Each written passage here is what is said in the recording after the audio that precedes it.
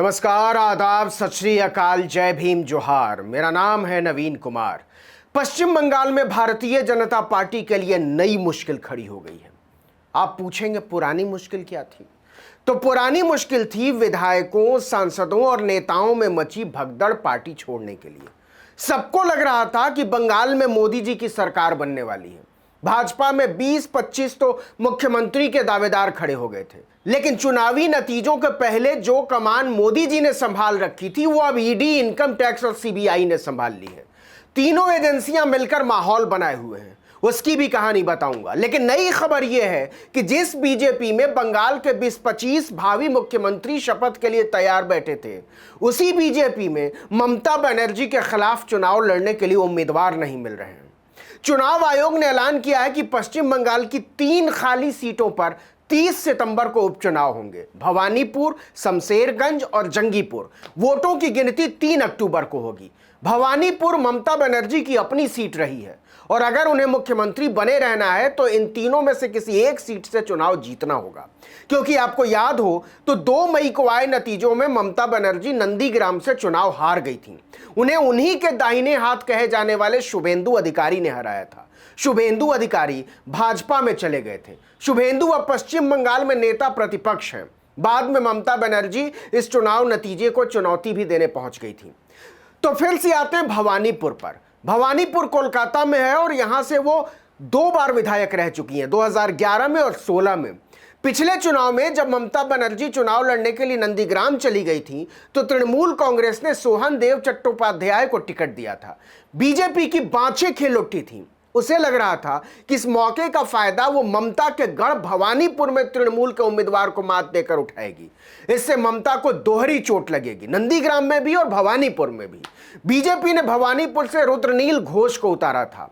मोदी और शाह दोनों ने रुद्रनील घोष को जिताने में एड़ी चोटी का जोर लगा दिया था, लेकिन रुद्रनील घोष बुरी तरह हारे।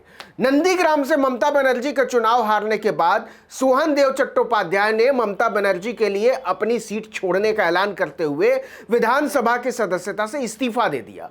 ममता इसी सीट से चुनाव लड़ने जा रही हैं। इसके बाद से ही बीजेपी को सांप सूंघ गया है। मीटिंग पर मीटिंग हो रही है, लेकिन कोई उम्मीदवार समझ में नहीं आ रहा है। बीजेपी सपने देख रही है कि वो ममता को इस बार हरा दे तो मजा ही आ जाएगा। इसलिए किसी भारी भरकम आदमी को उतारा जाए। 3 नामों पर पार्टी जोर शोर से विचार कर रही है। पहला नाम है तथागत रॉय का। 75 साल के तथागत रॉय मेघालय, त्रिपुरा और अरुणाचल प्रदेश के राज्यपाल रह चुके हैं। बीजेपी की पश्चिम बंगाल यूनिट के अध्यक्ष भी रह चुके हैं, लेकिन उनका चुनावी रिकॉर्ड बहुत खराब रहा है। 2 बार लोकसभा का चुनाव लड़े, एक बार कोलकाता उत्तर से और दूसरी बार कोलकाता दक्षिण से, और दोनों बार बुरी तरह हारे। ऐसे तथागत रॉय को बीजेपी ममता बनर्जी के खिलाफ हेवीवेट मान रही है। ममता बनर्जी के खिलाफ बीजेपी के दूसरे हेवीवेट हैं पूर्व रेल मंत्री दिनेश त्रिवेदी। पूरी जिंदगी ममता बनर्जी की मेहरबानियों से राज्यसभा का मजा लेने वाले दिनेश त्रिवेदी ने हाल ही में बीजेपी का नमक चखा है और पार्टी अब उन्हें ममता को मजा चखाने को कह रही है। तीसरे हेवीवेट हैं अनिर्बन गांगुली। अनिर्बन गांगुली श्यामा प्रसाद मुखर्जी रिसर्च फाउंडेशन नाम का एक एनजीओ चलाते हैं। बीजेपी इन्होंने बोलपुर से विधानसभा चुनाव में उतारा था और उन्होंने एक अच्छी हार से पार्टी को उपकृत भी किया था। चौथे नाम आप जानते ही हैं, साक्षात रुद्रनील घोष है।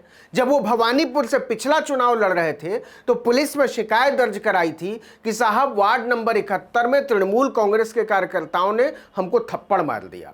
जितने भी नाम मैंने गिनाए हैं वो सब बीजेपी के मुताबिक बहुत भारी भरकम है, लेकिन जब से उन्हें पता चला है कि बीजेपी उन्हें ममता बनर्जी के खिलाफ शहीद करने के बारे में सोच रही है, उनकी हालत खराब है।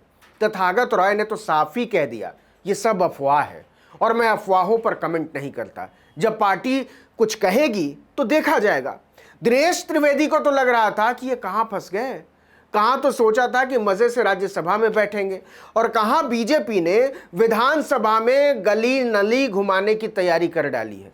रुद्रनील घोष इकलौते हैं जो कह रहे हैं कि जहां 1 बार हार वहीं 2 बार हार, पार्टी कहेगी तो लड़ लिया जाएगा सान्नू की। दूसरी तरफ ममता बनर्जी के वापस भवानीपुर से चुनाव लड़ने के ऐलान के साथ ही तृणमूल कांग्रेस के कार्यकर्ता उत्साह में हैं। गली गली में पोस्टर लग रहे हैं, चारों तरफ नारे लग रहे हैं, खेला होबे खेला होबे। भवानीपुर से जीते विधायक सोहन देव चट्टोपाध्याय खुद भवानीपुर के दीवारों पर पोस्टर चिपका रहे हैं। वो कहते हैं पार्टी के लिए यह कोई चुनाव नहीं है, एक उत्सव है और हम सब इस उत्सव का मजा ले रहे हैं। पश्चिम बंगाल के परिवहन मंत्री फरहाद हाकिम कहते हैं कि ममता बनर्जी से किसी का कोई मुकाबला कहना ही बेकार है और ये बात उनके विरोधी भी जानते हैं। बीजेपी के प्रदेश अध्यक्ष दिलीप घोष का कहना है कि हमारी पार्टी की अपनी प्रक्रिया है उम्मीदवार चुनने की, इसमें समय लगता है। लेकिन तृणमूल कांग्रेस के लोग मजे ले रहे हैं कि 3 उम्मीदवार चुनने में इतना वक्त, तो चुनाव कैसे लड़िएगा। अच्छा, मजे की बात यह है कि जिन 3 सीटों पर उपचुनाव होने हैं, तृणमूल कांग्रेस ने फौरन अपने उम्मीदवारों के ऐलान कर दिए। जाकिर हुसैन जंगीपुर से, अमीरुल इस्लाम शमशेरगंज से और भवानीपुर से खुद ममता बनर्जी चुनाव लड़ रही हैं। और बीजेपी को कहीं से कोई उम्मीदवार अभी तक नहीं मिला है। वो अभी तक ईडी सीबीआई खेल रही है। लोकसभा सदस्य और ममता बनर्जी के भतीजे अभिषेक बनर्जी को हवाला मामले में ईडी ने समन जारी किया था। बीजेपी को लग रहा था कि अभिषेक आनाकानी करेंगे, लेकिन अभिषेक ने यह कहकर उन्हें चिढ़ा दिया है कि हम तो दिल्ली जाकर अपना सारा हिसाब किताब देने को तैयार हैं। लेकिन खेला हो गया है नंदीग्राम के विधायक शुभेंदु अधिकारी के साथ। 2018 में उनके बॉडीगार्ड शुभ्रत चक्रवर्ती की मौत हो गई थी। शुभ्रत की पत्नी ने इसी जुलाई में शिकायत दर्ज कराई थी कि यह मौत संदिग्ध थी। सरकार ने सीआईडी जांच का ऐलान कर दिया। अब सीआईडी ने शुभेंदु अधिकारी को चिट्ठी लिखी है कि हमारे हेडक्वार्टर आकर अपना बयान दर्ज कराइए, जांच में सहयोग कीजिए।